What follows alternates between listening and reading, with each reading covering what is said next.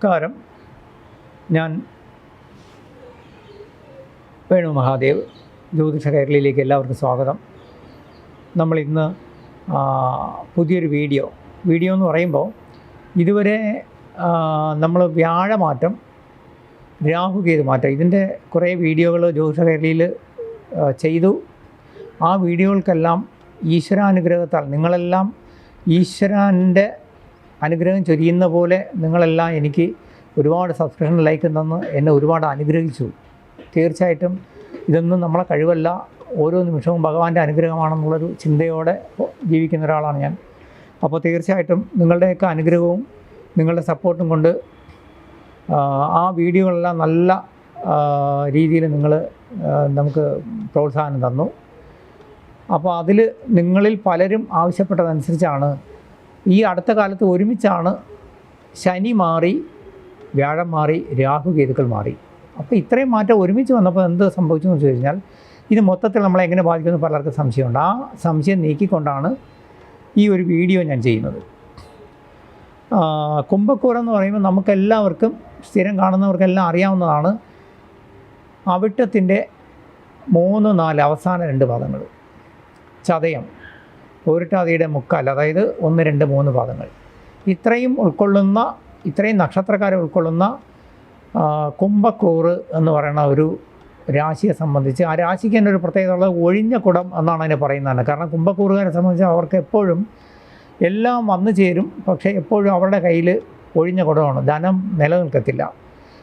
അതായത് ധാരാളം ധനവും ഐശ്വര്യം ഭാഗ്യമൊക്കെ വരുന്ന കൂറാണ്. പക്ഷേ 100 രൂപ വരികയാണെങ്കിൽ അത് എന്താ സംഭവിക്കുക, 99 രൂപയും നമ്മളെ നിന്ന് ഒഴുകിപ്പോവും, വീണ്ടും വരും. അതായത് അതാണ് ആ കൂറിൻ്റെ ഒരു പ്രത്യേകത.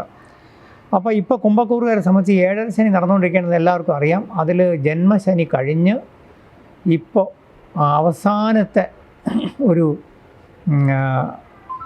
2.5 വർഷത്തിലേക്ക് ശനി മാറിയ സമയമാണ്, അവസാന ശനിയാണ്. അപ്പം ശനി വന്ന ആദ്യ കാലത്ത് നമ്മളെ കഷ്ടപ്പെടുത്തിയെങ്കിൽ പോകുന്ന പോക്കിൽ സഹായിക്കുമെന്നാണ് പണ്ടത്തെ എല്ലാ പണ്ഡിതന്മാരും പറഞ്ഞിട്ടുള്ള ചൊല്ല്. അപ്പോൾ തീർച്ചയായിട്ടും ശനി ഭഗവാൻ നമ്മളെ അനുഗ്രഹിച്ചിട്ടേ പോകത്തുള്ളൂ. അതിന് സപ്പോർട്ടായിട്ട് ഇപ്പോൾ ഏറ്റവും വലിയൊരു അനുഗ്രഹം, കഴിഞ്ഞ കുറേ വർഷങ്ങളായി നമ്മളെ ക്ലേശത്തിലേക്ക് നയിച്ചുകൊണ്ടിരുന്ന വ്യാഴ ഭഗവാൻ, സർവീശ്വരകാരകനായ, ധനകാരകനായ, സന്താനകാരകനായ വ്യാഴം 5ൽ ഭാഗ്യസ്ഥാനത്തേക്ക്, 5ൽ പൂർവ്വപുണ്യസ്ഥാനത്തേക്ക്, നമ്മുടെ മന്ത്രസ്ഥാനത്തേക്ക് ഭഗവാൻ വന്നു. അപ്പോൾ ആ വ്യാഴത്തിൻ്റെ അനുഗ്രഹം തീർച്ചയായിട്ടും ഈ ഒരു സമയത്ത്, ഇനിയുള്ള ഒരു വർഷം നമുക്ക് ഇതുവരെയുള്ള കഷ്ടതകൾ നീക്കിക്കൊണ്ട് നമുക്ക് ധനപരമായിട്ട്, സന്താനത്തെ കൊണ്ടുള്ള സന്തോഷങ്ങൾ, ജീവിതത്തിൽ പുതിയ പദ്ധതികൾ, വിദേശ യാത്രകൾ, അനുഗ്രഹങ്ങളൊക്കെ തന്ന് നമ്മളെ സഹായിക്കും. ഇതൊക്കെ ഉള്ളപ്പോഴും നമുക്ക് ഒരു അനിഷ്ട സ്ഥാനത്ത് നിന്നിരുന്ന ഒരു ഗ്രഹമാണ് കേതു. കേതുവിൻ്റെ അനിഷ്ടതയാണ് ഏറ്റവും കൂടുതൽ നമ്മളെ ക്ലേശിപ്പിച്ചുകൊണ്ടത്. കാരണം അഷ്ടമക്കേതുവായിരുന്നു. അഷ്ടമക്കേതുവിന് അത്ര കഷ്ടതയെന്നാണ്. എന്തായാലും അത് 7ലേക്ക് മാറി. അപ്പോൾ നമ്മുടെ വലിയ രോഗദുരിതങ്ങൾ, ക്ലേശങ്ങളൊക്കെ മാറി, ധനപരമായിട്ട് കടമോ ബാധ്യതയൊക്കെ ഉള്ളതൊക്കെ മാറി, നമുക്ക് കുറച്ചുകൂടി ഒരു മാറ്റം വരുന്ന സമയം. ഒരു കാര്യം മാത്രമേ ഉള്ളൂ, ഈ 7ൽ കണ്ടകസ്ഥാനത്തേക്ക് കേതു വരുമ്പോൾ വിവാഹ തടസ്സം ഉണ്ടാക്കും. വളരെ അടുത്ത് ഇഷ്ടപ്പെട്ടിരുന്ന പ്രണയിതാക്കൾ തമ്മിൽ പിണങ്ങുകയോ അല്ലെങ്കിൽ അകലാനോ സാധ്യതയുണ്ട്. നമ്മൾ പറഞ്ഞുറപ്പിച്ച വിവാഹങ്ങൾ അകന്നു പോകാൻ സാധ്യതയുണ്ട്. പിന്നെ ദമ്പതിമാർ തമ്മിൽ ചെറിയ കലഹത്തിനോ അകൽച്ചയ്ക്കോ സാധ്യതയുണ്ട്. കുടുംബപരമായി കുടുംബ കോടതിയിൽ കേസൊക്കെ നടന്നിരുന്നവരാണെങ്കിൽ പിരിയാൻ സാധ്യത കൂടുതലാണ്. അതുപോലെ നമ്മൾ ബിസിനസ്സിൽ പാർട്ട്ണർമാരുമായിട്ട് പിണങ്ങാനോ അകലാനോ ഒക്കെ സാധ്യതയുണ്ട്. അതുപോലെ നമ്മുടെ മൊത്തത്തിലുള്ള കർമ്മസ്ഥാനത്ത് നമ്മളെ സപ്പോർട്ട് ചെയ്യുന്ന പലരും പുറകോട്ട് വലിക്കും. അതായത് ഇപ്പോൾ ധനകാര്യ സ്ഥാപനങ്ങളൊക്കെ ആണെങ്കിൽ നമ്മളെ സാമ്പത്തികമായിട്ട് സഹായിച്ചിരുന്നവർ അവരുടെ ഡെപ്പോസിറ്റുകൾ തിരിച്ച് പിൻവലിക്കുകയോ അല്ലെങ്കിൽ നമുക്കുള്ള സപ്പോർട്ട് പിൻവലിക്കുകയൊക്കെ ചെയ്യാം. ഇങ്ങനെ നമുക്ക് ഒരു നമ്മളെ സപ്പോർട്ടേഴ്സ് മുഴുവൻ നമ്മളുമായിട്ട് കുറച്ച് അകലാൻ സാധ്യതയുണ്ട്. അതിനെ ഓവർകം ചെയ്യാനായിട്ട് ഗണപതി ഹോമം നക്ഷത്ര ദിവസം നല്ലതാണ്. പിന്നെ നവാക്ഷരി മന്ത്രജപമോ ദേവി മഹാത്മ്യ ജപമോ ദേവീപരമായിട്ടുള്ള പ്രത്യേകിച്ചും ചാമുണ്ടേശ്വരി ദേവിക്കൊക്കെ നമുക്ക് അഷ്ടോത്തര അർച്ചനയോ കുങ്കുമാർച്ചനയോ ഗുരുച്ചി പുഷ്പാഞ്ജലിയൊക്കെ ചെയ്യുന്നത് നല്ലതാണ്. പോസിറ്റീവ് എനർജി വർദ്ധിക്കുന്ന എന്ത് കാര്യവും ചെയ്യാം. ഏത് മതവിഭാഗത്തിൽപ്പെട്ടവർക്കും അർച്ചനകളോ കാര്യങ്ങളോ അല്ലെങ്കിൽ അവരുടെ പ്രാർത്ഥനകൾ, അവരുടെ ധ്യാനം, ആ ഈശ്വരാനുഗ്രഹത്തിനുള്ള നമ്മുടെ ആ ഒരു അർപ്പണം, ഇതൊക്കെ തന്നെ ധാരാളമാണ്. പിന്നെ ദാനധർമ്മങ്ങൾ, ഇതെല്ലാം നമുക്ക് പോസിറ്റീവ് എനർജി ഉണ്ടാക്കിത്തരും. ഒപ്പം തന്നെ നമുക്കിപ്പോൾ ഒരു നമ്മുടെ ശനി, ഞാൻ പറഞ്ഞ പോലെ ഏഴര ശനിയുടെ അവസാന സമയത്തേക്ക് മാറിയെങ്കിലും നമ്മുടെ സർപ്പൻ നമ്മുടെ ജന്മത്തിലേക്കാണ് വന്നത്. ജന്മത്തിൽ മീൻസ് കുംഭക്കൂറിലേക്കാണ് ഇപ്പോൾ വന്നത്. അപ്പോൾ സർപ്പൻ കുംഭക്കൂറിലേക്ക് വരുമ്പോൾ നമ്മുടെ ജന്മത്തിലേക്ക് വരുമ്പോൾ സർപ്പന് കേതു ദൃഷ്ടി ചെയ്യുന്നുണ്ട്, നമ്മളെ കൂറിലേക്ക് ദൃഷ്ടി ചെയ്യുന്നുണ്ട്. ഒപ്പം തന്നെ അവിടെ സർപ്പനും കൂടെ വരുമ്പോൾ ന്യൂറോ സംബന്ധമായ അസുഖങ്ങളോ അതുപോലെ തന്നെ സന്ധിവാതം, വാത സംബന്ധമായ കാര്യങ്ങൾ, പിന്നെ നമ്മുടെ നീർക്കെട്ട്, തലനീരിറക്കം, ഇങ്ങനെയുള്ള അസുഖങ്ങൾ നമ്മളെ ബാധിക്കാം.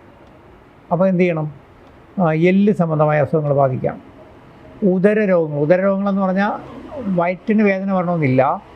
നമ്മൾ ഫുഡ് വഴി അലർജി, ഉദര സംബന്ധമായ അലർജികൾ, കുടൽ സംബന്ധമായ അസുഖങ്ങൾ, ഇതൊക്കെ വരാൻ സാധ്യതയുള്ളൂ. നമ്മളപ്പോൾ ചെറിയ അസുഖങ്ങൾ വരുമ്പോഴേ നല്ല പ്രിക്കോഷൻ എടുക്കുക, മരുന്നെടുക്കുക.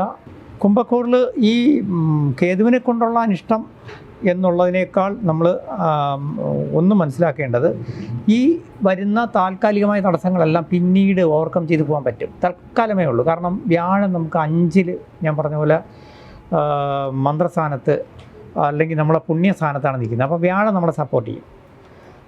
ഇനി മറ്റൊന്ന് നമ്മൾ ശ്രദ്ധിക്കേണ്ടത്, ഇതിനകത്ത് നമ്മൾ ഈ പറഞ്ഞു വന്ന പോലെ സർപ്പൻ ഈ പറഞ്ഞ പോലെ ജന്മത്തിലെന്ന് പറയുമ്പം ഈ ചില ഉദരവ്യാധിയൊക്കെ ഉണ്ടാക്കുമെന്ന് ഞാൻ പറഞ്ഞല്ലോ. ഈ സെയിം അതുപോലെ തന്നെ ജന്മത്തിൽ സർപ്പൻ വരുമ്പോഴുള്ള വേറൊരു കുഴപ്പം എന്ന് പറയുന്നത്, നമുക്ക് അപ്രതീക്ഷിതമായി മൂഡ് ചേഞ്ച് വരും. മൂഡ് ചേഞ്ച് എന്ന് പറഞ്ഞാൽ പെട്ടെന്ന് ആൾക്കാരോട് ദേഷ്യപ്പെടേണ്ടി വരും, അല്ലെങ്കിൽ പെട്ടെന്ന് നമുക്ക് ചില കാര്യങ്ങൾ പ്രതികരിക്കേണ്ടി വരും. ഇങ്ങനെയൊക്കെ വരാം. അപ്പോൾ അത് നമ്മൾ ഇരുട്ടുന്നത് വരെ വെള്ളം കോരിയിട്ട് ഇരുട്ടുമ്പോൾ കുടം കൊണ്ടിട്ട് ഉടച്ചെന്ന് പണ്ടുള്ളവർ പറയും. അതുപോലെ നമ്മുടെ ചില കാര്യങ്ങളിൽ നമുക്ക് അപ്പോൾ വരേണ്ട ഭാഗ്യങ്ങളെ ഇത് ബ്ലോക്ക് ചെയ്യും. അതുകൊണ്ട് നമ്മൾ വാക്കിലും പ്രവൃത്തിയിലും നല്ല ക്ഷമ പുലർത്തുക, ആരെയും കുറ്റപ്പെടുത്താതിരിക്കുക. മറ്റൊന്ന്, നമ്മൾ ഏത് കാര്യങ്ങളിലും അലസത പാടില്ല. ഇന്ന് ചെയ്യേണ്ട കാര്യം ഇന്ന് തന്നെ ചെയ്യുക, നാളത്തേക്ക് മാറ്റിയാൽ അത് മാറിപ്പോകും. അതുപോലെ നമ്മൾ വിശ്വസ്തരായ ആൾക്കാരെ ആരെയും ഒന്ന് ഒബ്സർവ് ചെയ്യാതിരിക്കരുത്, ഒരു നിരീക്ഷണം. കാരണം അവരിൽ നിന്ന് ചതിയോ അല്ലെങ്കിൽ അവർ നമുക്ക് പാര പണിയുന്നുണ്ടോ നമ്മളൊന്ന് ശ്രദ്ധിക്കുന്നതാണ് ഈ ഒരു പീരീഡിൽ. പിന്നെ മറ്റൊന്നെന്ന് പറഞ്ഞു കഴിഞ്ഞാൽ, നമുക്ക് നന്നായിട്ട് പുണ്യം വർദ്ധിപ്പിക്കാവുന്ന കാര്യങ്ങൾ ചെയ്യുക.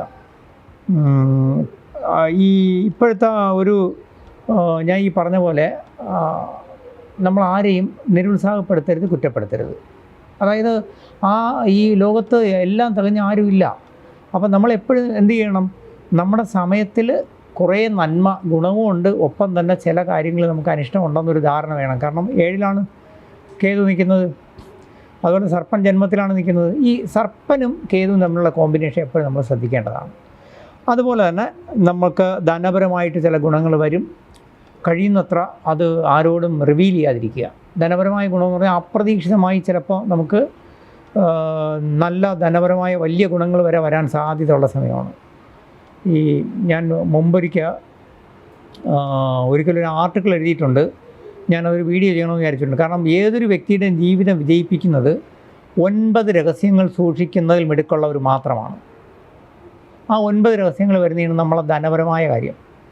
അത് നമുക്ക് ഇനിയൊരു വീഡിയോയിൽ ഞാൻ വിശദമായിട്ട് പറയാം. ഈ 9 രഹസ്യം സൂക്ഷിക്കാൻ കഴിവുള്ള ആൾ ജീവിതത്തിൽ വിജയിച്ചവരായിരിക്കും. അല്ലാത്തവർക്ക് അതിൽ പാളിച്ച വരുമ്പോഴാണ് അവരുടെ ജീവിതത്തിൽ പാളിച്ച വരുന്നത്. മറ്റൊന്ന്, നമ്മുടെ ജീവിതത്തിൽ ഇഷ്ടപ്പെട്ട ചില സൗഹൃദങ്ങൾ വന്നേക്കും.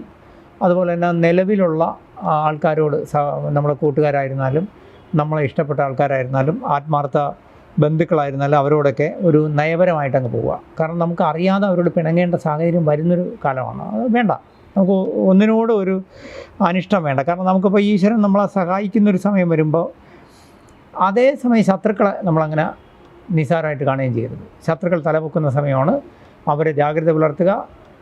പഴയ ശത്രുക്കൾ വീണ്ടും മിത്രങ്ങളായി വന്നാലും അവരെ ഒരു ഡിസ്റ്റൻസ് കീപ്പ് ചെയ്ത് തന്നെ മുന്നോട്ട് കൊണ്ടുപോവുക. ആവശ്യമില്ലാത്ത യാത്രകളെല്ലാം ഒഴിവാക്കുക. പിന്നെ ആരോഗ്യത്തിൽ നല്ല ശ്രദ്ധ വേണമെന്ന് ഞാൻ പറഞ്ഞതുപോലെ തന്നെ അസമയങ്ങളിൽ കുളിയോ അല്ലെങ്കിൽ പെട്ടെന്ന് നമ്മൾ തലതോർത്താതെയൊക്കെയുള്ള ധൃതിയോ ഒന്നും കാണിക്കരുത്. കാരണം തലനീരിറക്കുമ്പോഴുള്ള അസുഖങ്ങൾ വരാവുന്ന സമയമാണ്. അപ്പം മൊത്തത്തിൽ നമ്മുടെ കുംഭക്കൂറുകാരെ സംബന്ധിച്ച് ഇനി വരുന്ന ഒരു വർഷം നിങ്ങൾ ജാഗ്രതയോടെ ആലോചിക്കുക. നിങ്ങളുടെ നഷ്ടപ്പെട്ട ധനം, ഐശ്വര്യം, ഭാഗ്യമൊക്കെ വീണ്ടെടുക്കാവുന്ന സമയമാണ്. കിട്ടാനുണ്ടായിരുന്ന ധനം പലരോട് ഇപ്പോൾ ആവശ്യപ്പെട്ടാൽ ചിലപ്പോൾ കിട്ടിയേക്കും.